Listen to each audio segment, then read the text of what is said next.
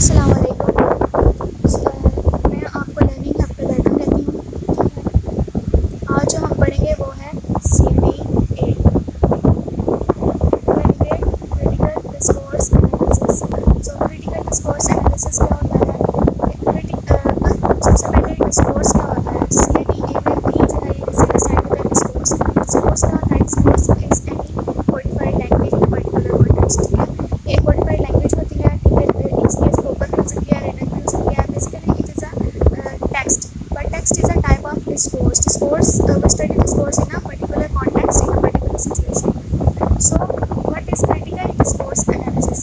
Discourse analysis is basically the analysis of a text, analysis of the discourse analysis provide us the methodology. Okay, it provide us a methodology to analyze the ideas and the relationship between the ideas within itself. ठीक है, इनका आपस में क्या, text और ideas का आपस में जो है वो क्या रिलेशन है, इसको हम देखते हैं इसके अंदर, डिस्कोर्स एनालिसिस के अंदर। ठीक है, डिस्कोर्स जो है वो हमें क्या चीज़ प्रोवाइड करता है? हमें मेथोडोलॉजी प्रोवाइड करता है। डिस्कोर्स एनालिसिस में हम एनालाइज करते हैं टेक्स्ट के स्ट्रक्चर को, और कौन से आइडियाज़ हैं जो हिडन है इनसाइड द टेक्स्ट, कौन से आइडियाज़ जो है वो स्पीच जो है उसके अंदर कौन से आइडियाज़ को कन्वे किया गया है, और उन आइडियाज़ का रिलेशनशिप क्या है एक दूसरे के साथ। सो क्लेयर क्लाफ कहता है कि जो लैंग्वेज है वो एक सोशल प्रैक्टिस है, ये इंटरडिसिप्लिनरी प्रोग्राम है। ठीक है, ये सोशल प्रैक्टिस है और इसको हम क्रिटिकल डिस्कोर्स एनालिसिस कहते हैं। सोशल प्रैक्टिस है ये, उसको हम क्रिटिकल डिस्कोर्स एनालिसिस कहते हैं। सो आगे क्रिटिकल डिस्कोर्स एनालिसिस जो है, असल में वैन डाइक ने क्या कहा था कि क्रिटिकल डिस्कोर्स एनालिसिस क्या है? ठीक है, वैन डाइक कहता है कि क्रिटिकल डिस्कोर्स एनालिसिस जो है ये एक टाइप ऑफ डिस्कोर्स एनालिसिस है, जिसके थ्रू हम क्या देखते हैं, इसके थ्रू हम देखते हैं कि किस तरह से पावर अब्यूज़ की जा रही है। ठीक है, किस तरह से पावर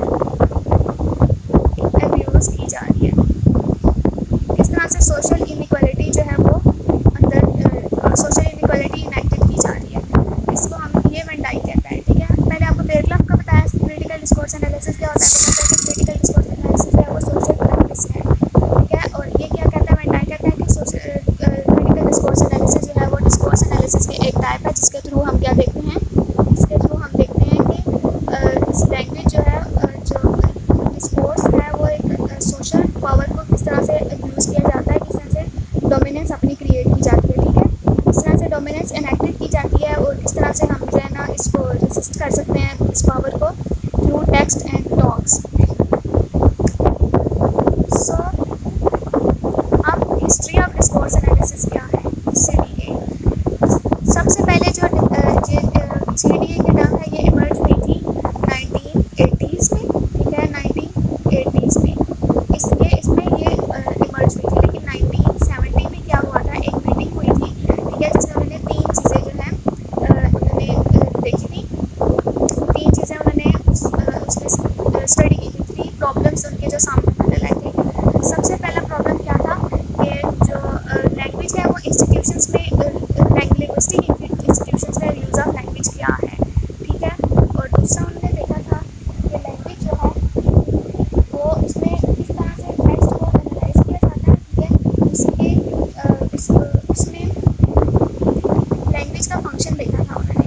ठीक है, तो इसमें तीन प्रोमिनेंट फिगर्स हैं, जिसमें एक नॉर्मन बेरक्लाफ है, एक माइकल फोकॉल्ट है, और एक हमारे पास जो है वो रुथ वोडेक है। ये लोग जो थे ये प्रोमिनेंट फिगर्स थे इसमें। ठीक है, इसमें उन्होंने तीन चीज़ें मीटिंग में देखी थी, एक यूज़ ऑफ लैंग्वेज क्या है, ठीक है, और फिर रिलेशनशिप क्या है। दूसरी चीज़ क्या थी, रिलेशनशिप क्या है लैंग्वेज का इसके साथ, आइडियोलॉजी के साथ और पावर के साथ। ठीक है, और थर्ड उन्होंने क्या देखा था कि जो है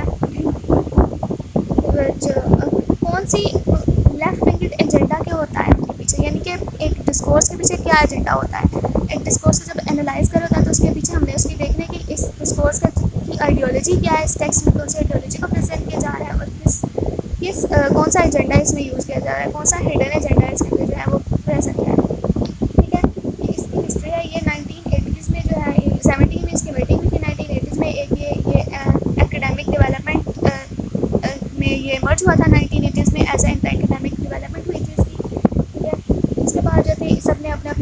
बेस की है। इसमें ज़्यादातर जो है उसका रुथ वर्डेक का मॉडल है, एक फेयर क्लब का 3 डायमेंशनल मॉडल है, एक वेन डाइक का मॉडल है, ठीक है, कॉग्निटिव सोशो कॉग्निटिव मॉडल्स हैं। उन्होंने जो है अपने ये मॉडल्स दिए जिनके थ्रू उन्होंने स्पीचेस को जो है, टेक्स्ट को जो वो एनालाइज किया। ठीक है, इसके बाद हम देखेंगे कि आइडियोलॉजी और पावर क्या चीज़ें हैं। ठीक है, आइडियोलॉजी ऐसी चीज़ है, आइडियोलॉजी अब ऐसी चीज़ है कि आइडियोलॉजी होते हैं सेट ऑफ बिलीफ्स। ठीक है, सेट ऑफ बिलीफ्स क्या होते हैं? सेट ऑफ बिलीफ्स जैसे कि लोगों के बिलीव, रिलीजियस बिलीफ्स होते हैं, पॉलिटिकल बिलीफ्स होते हैं। किसी की आइडियोलॉजी फॉलो करता है, कोई किसी की आइडियोलॉजी फॉलो करता है।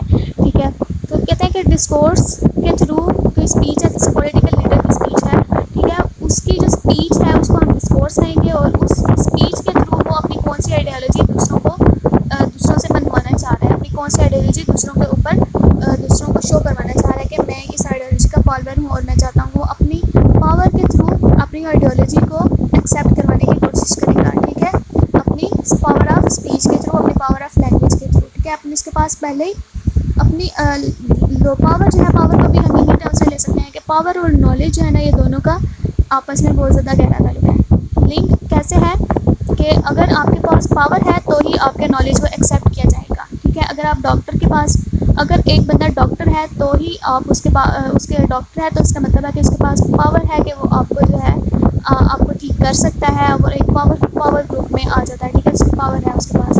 एक पॉलिटिकल लीडर है, ठीक है, वो उसकी नॉलेज आप उसी वक्त एक्सेप्ट करेंगे जब वो एक हाई रैंक पे होगा, उस वक्त आप एक्सेप्ट करेंगे। ऐसे ही चलते फिरते कि आप उसकी किसी भी स्पीच को, कोई भी बात कर रहा होगा तो आप उसकी पावर को ऐसे ही जो है ना, उसको इसके नॉलेज को ऐसे एक्सेप्ट नहीं करेंगे जब तक उसके पास कोई पावर ना होगी। जैसे अगर कोई डॉक्टर है तो ही आप उसके पास दवाई लेने जाएंगे, क्योंकि आपको पता है कि इसके पास नॉलेज है और इसके पास पावर है कि मुझे ठीक कर सकता है। ठीक है, अब पावर जो है, पावर भी मॉडल से पढ़ेंगे हम। ठीक है, पावर एक बहुत ज़्यादा प्रोमिनेंट फिगर ही है, आइडियोलॉजी और पावर तो वेन डाइक ने बहुत ज़्यादा जो है ना उसको दिया है, उसको स्ट्रेस दिया है पावर को। अब पावर CDA में और आइडियोलॉजी CDA में क्या चीज़ है? सबसे पहले हम पावर की तरफ आते हैं। ठीक है, पावर क्या करती है? पावर का मतलब है कि जो लोग हैं, जो पावर का मतलब है कि जो हम किस तरह से जो है अपनी लैंग्वेज के थ्रू जो है अपने डोमिनेंस को एक्सेप्ट करवाते हैं। ठीक है, एक पॉलिटिकल लीडर है, वो ऐसी कौन सी किस तरह से लैंग्वेज यूज़ करे कि उसकी जो पावर है वो अपने डोमिनेंस जो है वो दूसरों के ऊपर जो है वो अपनी डोमिनेंस एक्सेप्ट करवाए, दूसरों को बताए कि मैं डोमिनेंट हूँ। और इससे सोशल इनइक्वालिटी भी क्रिएट होती है। ठीक है, पावर से, क्योंकि वो जो हमेशा जो वेन डाइक कहते हैं कि जो डिस्कोर्स है ना, जो डिस्कोर्स हमेशा जो प्रोड्यूस किया जाता है ना by powerful by influential people, ठीक है, वो उसका मतलब होता है कि वो अपनी पावर को एक्सर्ट करना चाह रहे हैं दूसरों पे, और ये हमेशा जो है वो एक के ही बेनिफिट में होता है, यानी कि जो डिस्कोर्स प्रोड्यूसर है उसके बेनिफिट में ही होगा जब वो पावर अपनी एक्सर्ट कर रहा होगा। ठीक है, और उसका मकसद बेसिक यही होता है कि वो अपनी जो है वो अपनी नॉलेज को एक्सेप्ट करवाना होता है, अपनी आइडियोलॉजी को एक्सेप्ट करवाना होता है। ठीक है, अपने डिस्कोर्स के थ्रू, अपनी लैंग्वेज के थ्रू। देखें लैंग्वेज के थ्रू कितने ज़्यादा लोग जो है अपने आप को जो है वो अपने यहाँ पे पावर जो है वो एक्सेप्ट करवा सकते हैं, अपनी आइडियोलॉजी एक्सेप्ट करवाते हैं। जैसे इमरान खान की एग्जांपल लेते हैं, इमरान खान की स्पीचेस उतना लोग उसकी वैसे नहीं उसको फॉलो करते जितना उसकी स्पीचेस इतनी इन्फ्लुएंशियल होती हैं, उसका डिस्कोर्स इतना इन्फ्लुएंशियल होता है कि लोग उसकी आइडियोलॉजी को फॉलो ज़्यादा से ज़्यादा लोग करना शुरू हो जाते हैं। ठीक है, जैसे कि उसने आइडियोलॉजी में उसकी एग्जांपल देंगे, जैसे उसने UNO में जो है वो स्पीच की थी। ठीक है, उसमें से कहा था कि हमारे जो है उसमें उसकी स्पीच में उसने कहा था कि यूरोपियन कल्चर को मैंने बहुत ज़्यादा देखा है, यूरोपियन कल्चर में जो है वो जानवरों को भी इस तरह से बंद नहीं करते, लॉ करने की ना इजाज़त नहीं देते। लेकिन कश्मीर में देखें, कश्मीर में क्या हो रहा है, कश्मीर में इंसानों को इस तरह से बेदर्दी से बंद करके रखा हुआ है, लॉकडाउन लगाया हुआ है, इतनी देर हो गया, ये 370 एक्ट और ये सब कुछ उसने बोला था।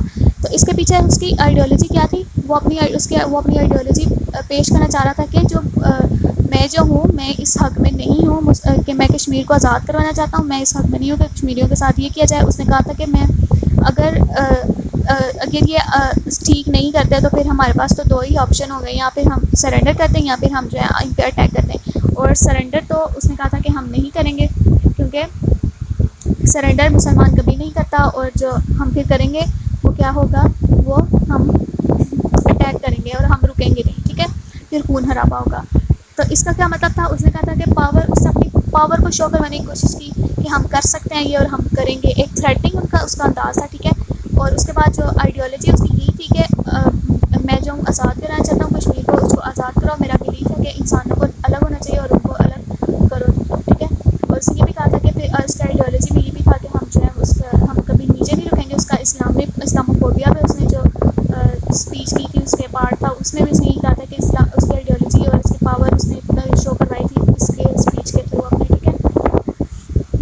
उसके बाद अब हम देखेंगे फेयर क्लाफ का मॉडल। इंशाल्लाह नेक्स्ट लेक्चर